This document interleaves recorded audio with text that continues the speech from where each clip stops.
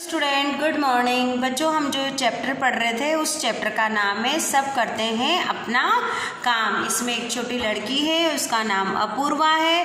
उसको जब स्कूल का होमवर्क मिलता है तो उसको लगता है कि बहुत सारा वर्क मैं ही करती हूँ, स्कूल में भी पढ़ाई करो और घर का कार्य भी करो।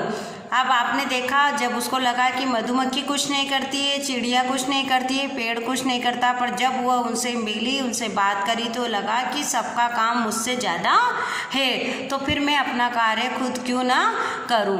अब देखिए बच्चों, इस चैप्टर का शब्दार्थ करेंगे हम, आगा शब्द करेंगे, वर्तनी विभिन्न शब्द करेंगे और अभ्यास कार्य करेंगे। तो शब्दार्थ में दो शब्दार्थ हैं बच्चों इस चैप्टर के, गृह कार्य और अचानक।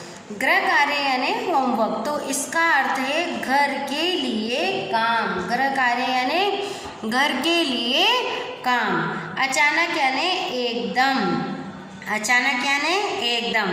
अब है आगत शब्द यानी एडेप्टेड वर्ड। आगत शब्द है बाग, काफ़ी, स्कूल, मज़े और आवाज़।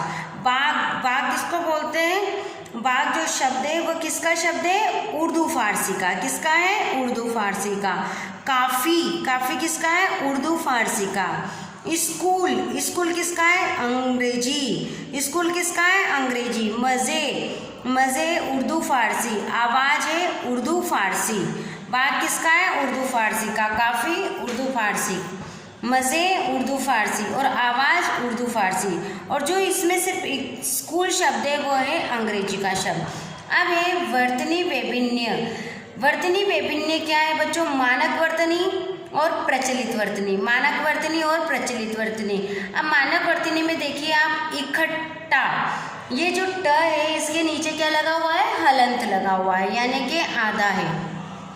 तो आप इस आधे शब्द को इस तरीके से लिखेंगे। ऐसा नहीं है कि ट के नीचे आपने ठ लिख दिया, ये वाला शब्द आपका गलत हो जाएगा।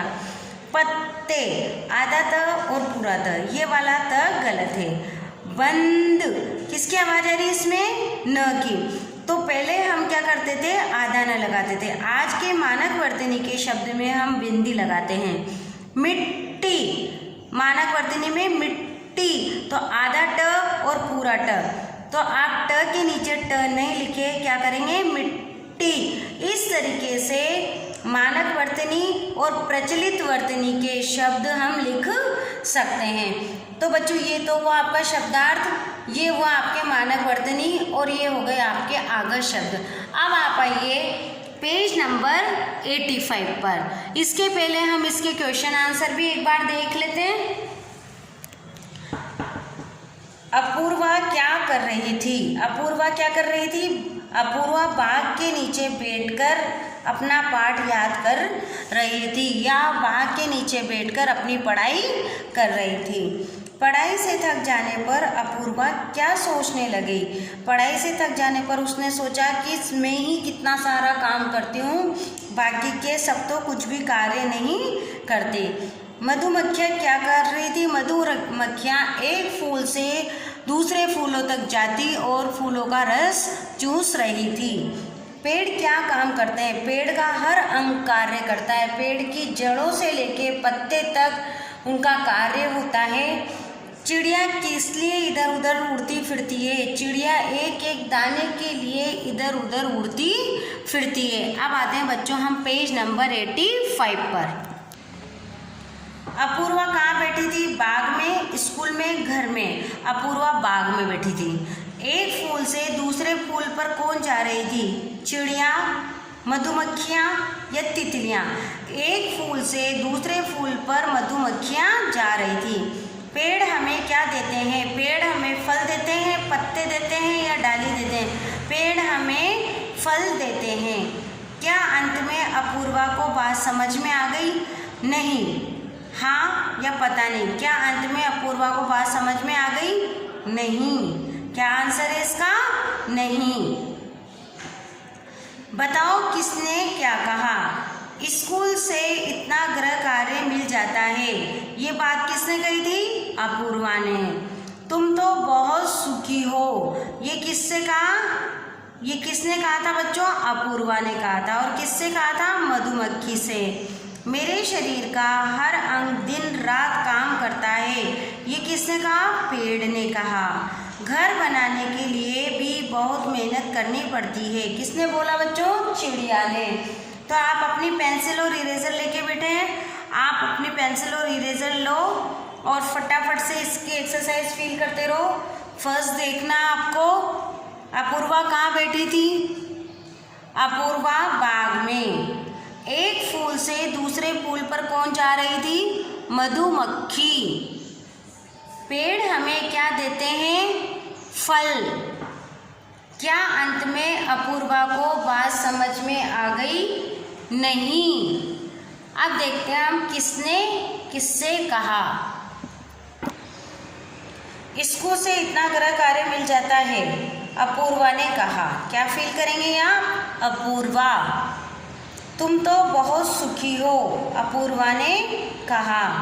मेरे शरीर का हर अंग दिन रात काम करता है, पेड़ ने कहा। घर बनाने के लिए भी बहुत मेहनत करनी पड़ती है, चिड़िया ने कहा। एक वचन रूप लिखो, उदाहरण देखो, समझो और करो। मधुमक्खियाँ। अब आप एक वचन बहुवचन भी देखिए। मधुमक्खियाँ, मधुमक्खी। तितलियाँ, तितली। किताबें, किताब। बातें, बात। चिड़िया, चिड़िया में चंद्रबिंदु लग रहा है, यानी कि ये बहुत सारे हैं, यानी चिड़िया में जब चंद्रबिंदु आ जाती है तो ये बहुत सारी चिड़िया हैं, और जब चंद्रबिंदु हट जाता है तो ये एक चिड़िया है। मधुमक्खियाँ, मधुमक्खी। तितलियाँ, तितली। किताबें, किताब। बातें, बात। चिड़िया, चिड़िया। अब आते हैं पेज नंबर 86 पर। अपूर्वा पाठ याद कर रही थी, तो याद कर रही थी। अब देखो रेखांकित शब्दों को ध्यान से देखो, याद कर रही थी। आप इस पे भी अंडरलाइन लग रही है, आप भी देखेंगे इनको ध्यान से। वह चारों ओर देखने लगी, देखने लगी। उसने ऊपर देखा, देखा। मैं काम से क्यों जी चुराऊं, जी चुराऊं।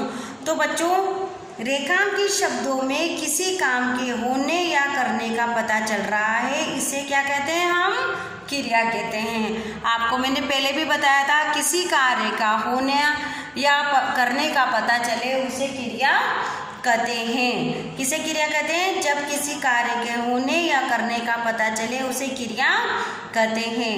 निम्नलिखित वाक्यों में क्रिया शब्दों को रेखांकित कीजिए। अब आप देखिए, जो शब्द दे रखे हैं उसे क्रिया बतानी है आपको। मैं भी मधुमक्खी बनना चाहती हूँ, बनना चाहती हूँ। पेड़ के नीचे पत्ते गिर रहे हैं। इसके नीचे आप अंडरलाइन करेंगे। अभी क्या पढ़ा था हमने? क्रिया किसे कहते हैं? क्रिया उसे कहते हैं जिस शब्द से किसी काम के होने करने का पता चले उसे क्रिया कहते हैं। अब आपको वाक्य बनाने बच्चों, तो वाक्य बना सकते हैं आप। दम निकलना, मेरा तो इतना काम करके दम निकल गया। सुखी, मुझसे सुखी तो वह है। अचानक बारिश होने लगी। यह मिट्टी पेड़ पौधे में डालो, या यह मिट्टी कितनी अच्छी है। और जो ये पेड़ दिख रहे हैं, आप इसके बिंदुओं को मिलाएंगे और आप इस पेड़ पे कलर करेंगे। पेड़ पे कौन कौन से कलर होते हैं? पत्ते कौन से कलर के होते हैं? ग्रीन कलर के, तो ग्रीन कलर करेंगे। तना कौन से कलर का होता है? ब्राउन कलर का, तो आप ब्राउन कलर करेंगे। तो बच्चों ये हो गया, आज हम इसका अभ्यास कर रहे थे। कल हम वापस से इसका अभ्यास कार्य और क्वेश्चन आंसर देखेंगे। आप जिसने भी नहीं किया हो वो कल फिल कर लेना और एक बार और मैच कर लेना। Thank you.